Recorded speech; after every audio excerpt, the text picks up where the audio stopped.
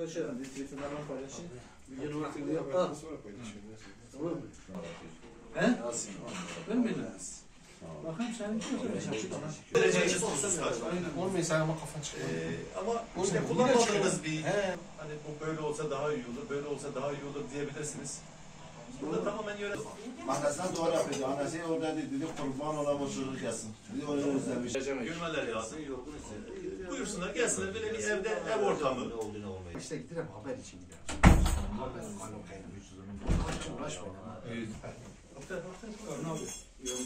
onlara diyen var ya.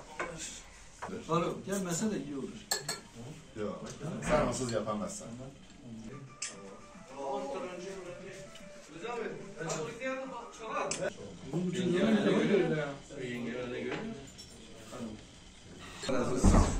Metin abi nasılsın? Hacı yeter. Allah razı olsun.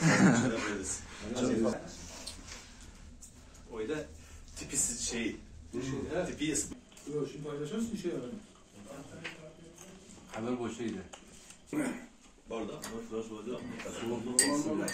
Bu acı şey öyle. Bozan yemekleri genelde üzerine tek başına hazırlayayım. Mesaj attı akşamüstü. Dedi Tatvan'da kalıyorum, yollar sıkıntılı. Evet,